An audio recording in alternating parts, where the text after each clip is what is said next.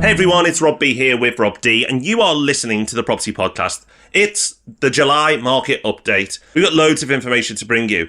I was stunned by some data out of London. I mean, like, really stunned, and you will be surprised as well. And I'm going to be telling some of you off about EPCs, and you will need to listen to that.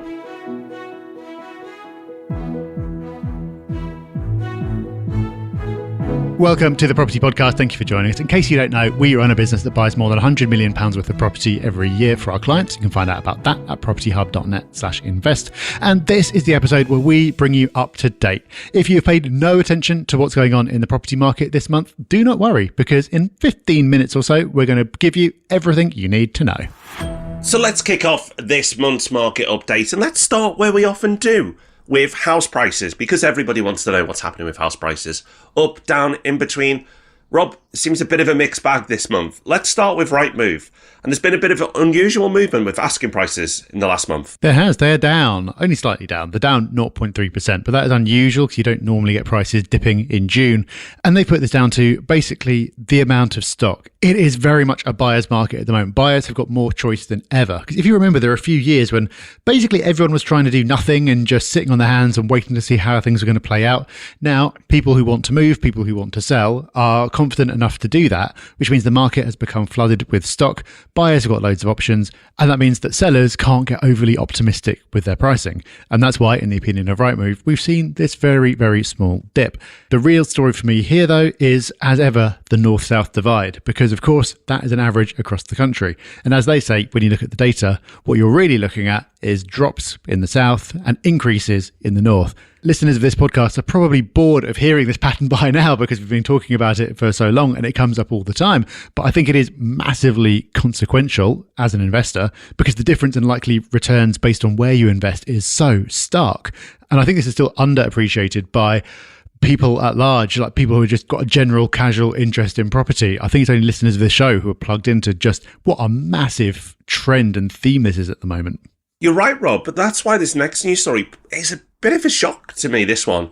And it's proper data. So the data that we have here is from the Land Registry and the ONS. And this data reveals that house prices in London jumped by an unexpected 3.3% in the year up to April.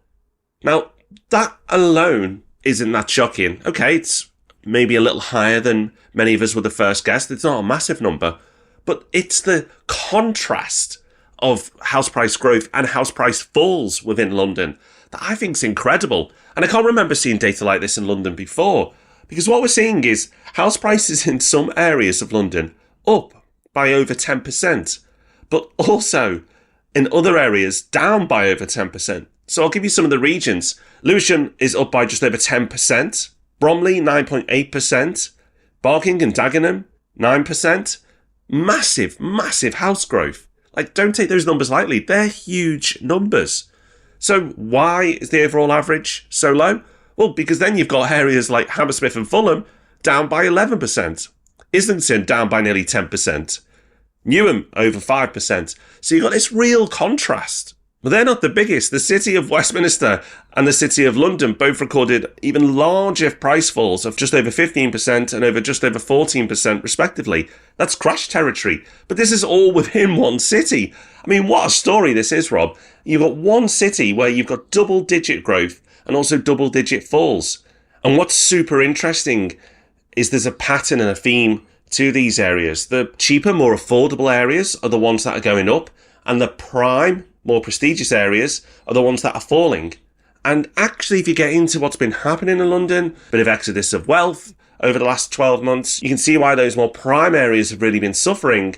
But lots of people are still coming into the country and lots of people still want to live in London. So you can see why I can barely call it affordable, but affordable by London standards, more affordable areas are pushing upwards. Yeah, it's the same pattern really, isn't it? It's the same as the general north-south pattern, but within the capital, prices are rising where there is capacity for them to rise. And there are other areas that just hit the ceiling of what they can do. And because the number of transactions at a borough level is smaller, the data is more prone to these sort of big and dramatic looking swings. And I'm sure that is exacerbated as well by the fact that in certain of those areas, like you say, you've got very expensive properties at the top end, and the people who would normally be owning those properties are showing less interest in living in the UK at the moment. So that can produce some dramatic results.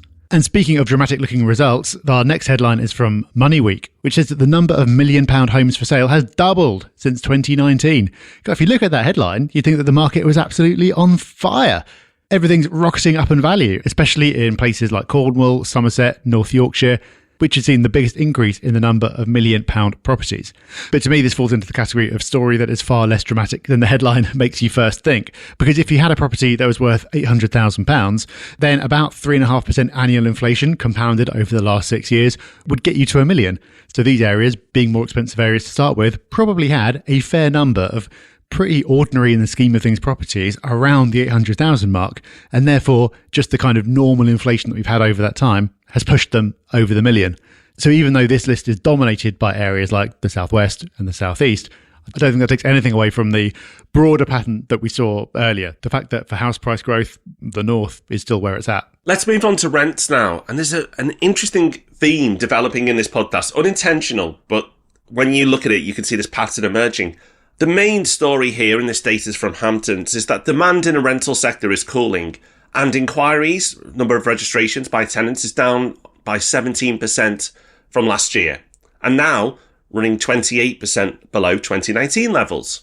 Now, this article goes on to say that with interest rates coming down and rents been pushing up the last few years, that more and more people are tempted to buy, and that is one of the reasons why the numbers are down. But again, it's this tale of two halves, and it's the more affluent areas that have really impacted this number, because that's where the biggest falls have taken place. In fact, in affluent areas, rental demand or rental registrations has fallen by 50%. The more affordable areas are performing a lot stronger, and the more affluent areas are struggling. So it seems that the whole market is looking for value now, whether it's for rent or buying. We've seen that reflected in house prices across the UK. We've seen that in London, and we're also seeing that in rental appetite. What does that tell you about the general economy? I'll let you decide. But it's interesting to see this pattern emerge between all these sets of data. A similar story, but with some bolder words from the latest Zoopla rental market report, which states that the rental boom is over. And by recent standards, it is. Over the last 12 months, average rents for new tenancies have only increased by 2.8%. Which is a way off the crazy numbers we were having in 2022 and into 2023. And again, the areas that put on the biggest increases will not come as a surprise. Places like Wigan, Carlisle, Chester, Blackburn, all up there. And the fastest growing region is the northeast, which again, very much falling into this pattern, is one of the cheapest areas. It's where prices have the most headroom. Interestingly, though, if you go to the ONS data from this month, they have rents increasing by 7.1% over the last 12 months, which is much higher. And I think this can be accounted for by a difference in the methodology, because Zoopla only look at newly advertised rents, whereas the ONS looks at within tenancy rent increases. So if you agree a rent increase with your existing tenant, that never hits Zoopla. They don't know about it, but it has happened, and the ONS gets wind of this and includes it in their figures. So the fact that we're seeing the ONS figures being higher suggests to me that we are seeing faster rent increases within tenancies, and that's pushing the overall number up, which would not be a surprise at all, because another trend we've seen over the last couple of years is landlords playing catch up who've not increased their rents for years. Then as their costs have gone up, they realise that they really should be, and they've looked at the market rent and what they could be charging and pushed it up. And of course, with rental reform on the way, more on that later, they're thinking, well, it might not be so easy to increase rents in the future, so better do it now. So I don't know, the ONS report doesn't talk about it, but I would assume that those are the drivers of within tenancy rents going up by so much more. Let's move on to mortgages now. And good news for those who are after a buy-to-let mortgage. Something we've reported on before in our mortgage market update is that there are more products coming to the market, and that trend is continuing. It's great news for buy-to-let investors. The number of mortgages available now, or products if you like, has reached 4,144, which is the highest count since at least November 2011, according to Landlord Today. And in further good news, the average buy-to-let fixed rates for 2 and 5 year products have both now fallen for the 4th consecutive month. This is great news for investors, Rob, because while rents may not be rocketing on as we've heard as before, and probably that's a good thing because it was in boom territory, so now it's just at steady growth, what we have is rates falling instead. So we had one driving force to make investments look more attractive. That's cooled off, but now with interest rates starting to fall, and it's not aggressive, but it's trending in the right direction, that is still making yields attractive in certain parts of the country.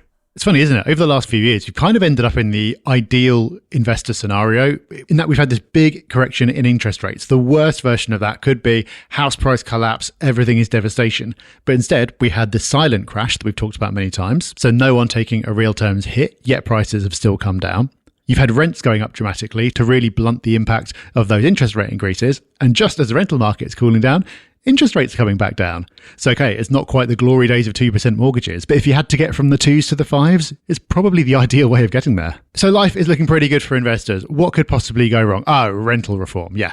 So rental reform is still going on. I can't believe you've left it this long, Rob. You've left your favourite subject this far into the podcast. You've been very disciplined. I know. I wanted to save a little treat for you near the end because I know how much you love this topic. But in bad news for people like you who just want the whole blooming thing over with, it looks like we're dragging on into the autumn or maybe even the winter, maybe even early next year. So we can keep on talking about this subject. It's great for content. I mean, you got to thank them for that. It is great for content. It's a gift that keeps giving. But as an investor, I also just want the whole thing over with now. But it looks like it probably won't become law until after the summer. And then by the time it's implemented, it'll be late in the year, maybe early next year. But because it just keeps on dragging, little changes keep being made, new points keep getting debated. The latest one is that the government has tabled a new amendment that means not only will you need to accept pets, you now won't be able to insist on pet insurance. Previously, that was something they put in there to soften the blow a little bit or make landlords feel happier about it, saying that tenants would have to pay for pet insurance. Now, they've taken that one out. So I don't think it's a particularly big deal. It's not going to change anyone's decision making, but it's just another example of this saga just rolling on and on. I suspect, like all these things, and we've seen it many times before with other topics, it seems super dramatic. Everyone gets very het up about it. There will, of course, be a period where everything's a mess and you have to make some pretty major adjustments. But life will go on. So if only so we can stop talking about it, I'm looking forward to rental reform coming in. And Rob, I'm sure you are too. I want to bring some energy to the end of the market update, but don't go away just yet because we have a Hub Extra coming your way. But before we do, let's talk about EPCs.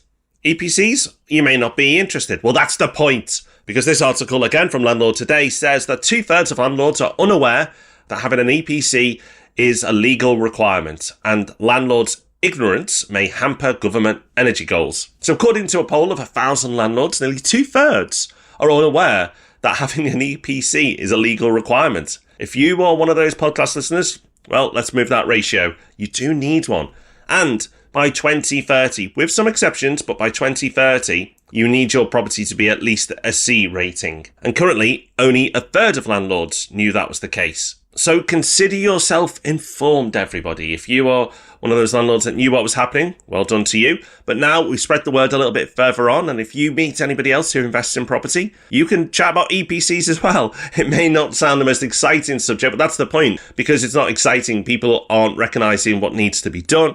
So if you have older properties in your portfolio, you need to keep an eye on the EPC rating. And if it is below C, you may be required to do something. As I said, there are some exceptions there, and we have talked about it in the past. And you'll all be pleased to hear that I'm not going to go into masses of detail to end the podcast on the EPC exclusions, requirements, and so on. But there's plenty of information out there. We'll link to some of that in the show notes so you can do a bit more research. But if you do invest in older properties, you do need to pay attention to this. Well, if you can bear the excitement, then at some point we might do a full episode on EPCs when it all becomes a bit clearer. Because at the moment there is a whole load of rumour and supposition and no one knows what this deadline's really going to be or what's going to happen. So at some point we will need to give EPCs the full treatment. But today is thankfully not that day. We've brought you up to date with what's going on in the market. Let's now bring you Hub Extra, that part of the show where before we wrap up, we try to bring you a little product, a tool, something to make your life a little bit better. And Rob, I believe you've got almost an anti-recommendation this week. Yeah, so I thought I would try and be clever because I've recently talked about the wonderful Sony headphones. I've got a version of them, Rob. You have as well. They're a great product, great sound. And if you want headphones for your music or podcasts, go and check Sony out. Well worth looking into. But I thought I'd carry on. When I needed to replace my Apple AirPods, I thought, oh, wait a minute. I've done well drifting away from Apple before. Let's have another look. So I got myself on the old internet. I did a load of research and I purchased what I believe to be a very good set, possibly even better than the Apple AirPods. I'll cut to the chase. It's not better. Not only Do I not like them as much? And I may have just been unlucky there. I'm really missing the ecosystem of just jumping between device to device. I'm fully Appled up, whether it's the desktop, laptop, iPad, iPhone. I've got the lot, and jumping between them is so much harder. And I do more calls with earbuds that I've really noticed that it's not been fun, or it's not been enjoyable. So in terms of the quality of the product, I felt Apple was better, but missing that ecosystem as well. I feel that I've tried to save money, but actually I've ended up costing myself. So my recommendation is, if you are used to using Apple, you will be disappointed if you drift away. Yeah, I held out against Apple, as you know, Rob, for such a long time because I didn't like the fact that it was a closed system. Once you're in, you're locked in, you don't have control over the software you use and all the rest of it. But I think Apple is like Singapore. It's like, I didn't think I wanted to live in a police state, but it's really clean and everything's great and I don't get hassled. It's the same kind of thing. Everything just works. And I had something go wrong with my phone the other day. So I booked an appointment in the Apple store for the next day, got it fixed for free. Everyone was super nice. It was a great experience. It was just awesome. So Apple are not paying us for this feature. I doubt they'd be very interested in chucking any money the way of a couple of small podcasters, but it gets our recommendation nonetheless, because grudgingly, it really is that good. Rob, they're not going to send us anything if you talk like that. So, Tim Cook, if you're listening, we have hundreds of thousands of property investors who download our podcast every month, which is true. We can back it up with data. If you'd like to furnish us with your wonderful goods, then we are more than happy to receive them. And we are sellouts. We will take your mattresses. Anybody listening who sells mattresses, or you got any nice pillows, whatever. Like, we'd love some freebies. So feel free to send them on our way. In fact, Rob, we've had our first freebie sent to us recently, and we're both using that product, and we'll talk about that soon. It's been a milestone in the podcast journey of over 10 years of podcasting. We've finally been sent something. 12 years, Rob. Not that we're counting, not that we're bitter. But yes, it's true. We'll tell that story maybe next week. But for now, that is the end of the show. Thank you so much for joining us. Thank you for listening. Really appreciate you being here, and you can join us again, same time next week, and we'll do it all again. Until then, have a great week. Bye-bye. Bye-bye.